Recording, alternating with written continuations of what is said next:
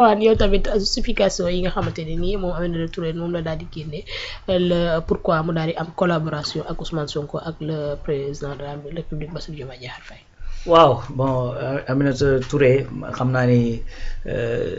ak ñu bëree bëri ñoo xamante ni dañuy def observation dina am peut-être sax dinañ ci wute kii mais man je trouve une certaine constance chez Aminata Touré bien que nag dafa jógee APR ñëw effectivement nekk allié Pastef parce que allié la dafa am mouvement am effectif et tout ça donc pourquoi malgré tout ça may wax ne constance xam nga il faut se rappeler une chose gis nga Macky Sall bi muy ñëw au pouvoir bi muy dem dans l'opposition mais Macky c'était un radical ah mais Macky bi muy taxaw fii naan gendarme yi jëm nañ maa arrêté waaye dama leen a fël Ablaye Wade effectivement s'il refuse les résultats des urnes on va le déloger du palais mais loolu Macky bi mu koy incarné c'est-à-dire beaucoup de Sénégalais dañ ne woon waa ji bu ñëwee yëf yi changé ça il faut s'en rappeler donc ci contexte boobu effectivement la jëli jee Mimi Touré Mimi jàpp ne bu ñëwee waa ji kat fi mu jëm réew mi dafay changé mu ñëw ànd ak moom ci loolu beneen affaire mooy boo xamante ne j'ai constaté ci Mimi mooy Mimi c'est une bagarreuse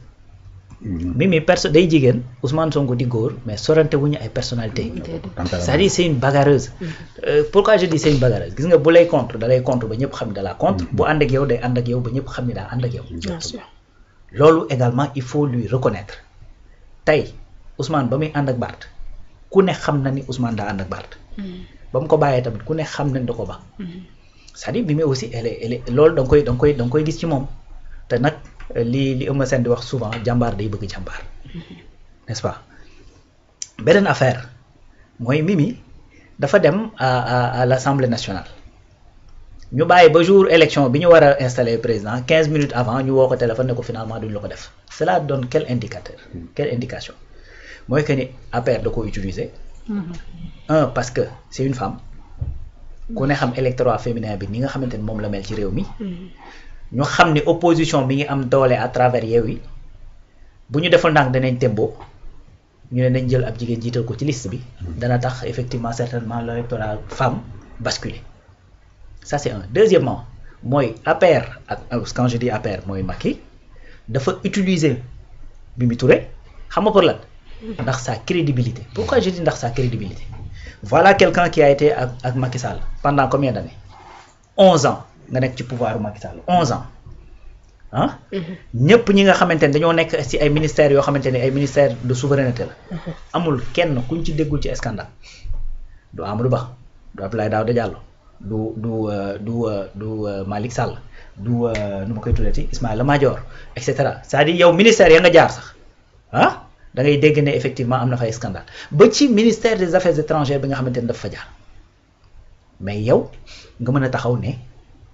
nañu génne benn rapport boo xamante ne dafa maa épinglé ci 100 francs boo xamante ne c'est les deniers publics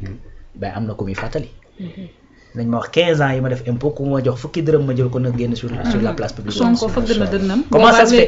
très bien pendant 11 ans nga nekk au pouvoir amul benn rapport boo xamante ne da laa épinglé du jëm ci sa wàllu gestion ça c'est un autre indicateur aussi il faut ñu bàyyi ko xel n'est-ce pas Mimi dafa génn ne bi mu gisee affaire bi xew ci Cour des comptes bi c'est comme s'il y avait un gouvernement dans le gouvernement donc c'est-à-dire dès le départ dañ ko isolé malgré les responsabilités yi nga xamante ne moom la yoroon am na yoo xamante ne kenn dugalu ko ci cela également montre beneen bët boo xamante ni Macky doon na ko xoole donc bi ñu ñëwee ci question troisième mandat bi ben Macky doful dina jàpp ko Macky amul loo koy mënti wax lu dul xamul ñi mu nekkal xam na leen xam na kenn ku ci nekk mooy kan quelle est sa personnalité du muy jar lu dëgg donc am nga yéene def troisième candidature sa troisième candidature fenn rek nga ko mën a jaarale mooy comme ni mu ko defee pousse les élections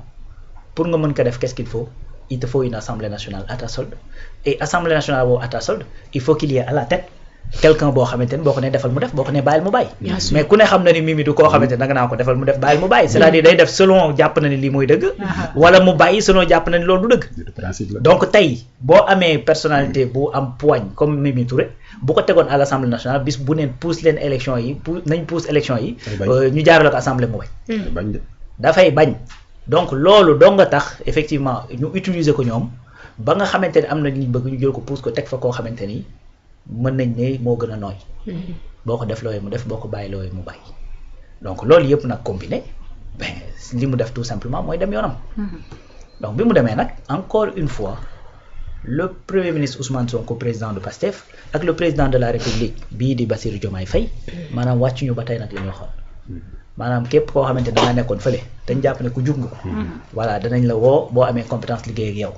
waaw léegi nag man damaa jàpp ne ku ñu jox gestion ci état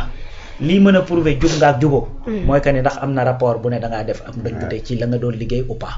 gisaguma rapport boo xamante ni défier na également tout le monde ne leen bu ngeen gisee rapport bu ma épinglé ci quoi que ce soit génne leen ko teg sur la table. donc loolu nag je pense que y a pas plus grande preuve que loolu d'ailleurs ñi fi am problème ñëpp ñu leen topp ay preuve ay rapport a tax ñu topp leen. te moom ñoo ma nekk doo woon ci même pouvoir boo xamante ne on te parle de presque 5000 milliards de dettes cachées lekkoo ci fukki dërëm.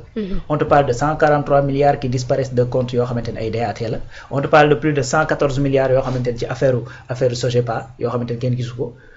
on te parle de 650 milliards yoo xamante ne décaissé nañ ko jël ko ci budget Sénégal avant que ñuy dem élection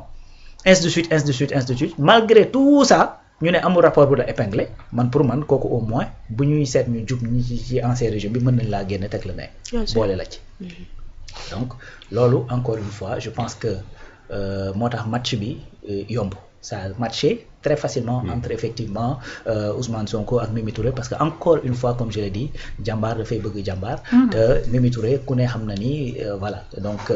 bu jàppee ni principe bi lu jar a xeex la da koy xeex ba nit ñi xam ni moom fii la féete. bien sûr ce qui se ressemble s'assemble. très bien ce qui se ressemble s'assemble. donc ils se sont rassemblés. bien sûr mu ngi noonu ayca ñu ngi leen di nuyu bu baax yéen ñi nga xamante ni actuellement yéen ñu bàyyi xel ci Média Actu Plus ku ci mel ni Adji Ji Si ñu ngi koy nuyu bu baax di nuyu loolu dëgg la. waaw non loolu dëgg la. dëgg la mu ngi noonu Adji Ji Si ñu ngi koy nuyu bu baax xamante ni yambar yi fi nekkoon naa la dogaat de. dogaat ba waaw yambar yi fi nekkoon. dañuy bëgg benn yambar boo xamante ne loo ko def loo mu def. mais loolu la. waaw loolu la. loolu la ñuy diggante jàmbar ak yambar benn lettre moo leen séparé. waaw.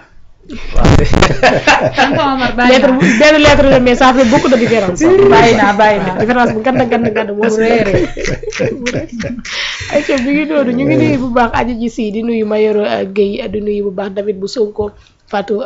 Femme Mbodj ñu ngi koy nuyu bu baax a baax di nuyu Gassam bu Ndiaga Ngom ñu ngi koy nuyu bu baax di nuyu ki nga xamante ni moom moo di nu tuddati sax moom moo di Pape Ndongo Diop ñu ngi koy nuyu bu baax Mama Khadijatou Diagne ñëw it ñu ngi lay daal di nuyu bu baax ci ni ngeen ñuy bàyyi xel Ndiaga Ba ñu ngi koy nuyu moom tamit bu baax yaa ba Yaya madame Yaya Ba ñu ngi koy nuyu moom tamit bu baax rek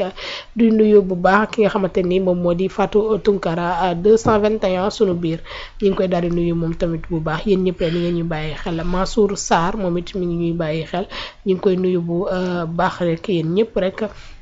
DDT ñu ngi koy nuyu moom tamit bu baax mi ngi ñuy bàyyi xel ayca ñu daal di continuer jëlaat beneen sujet boo xamante ni bokk na ci sujet yi nga xamante ni moom la ñuy daal di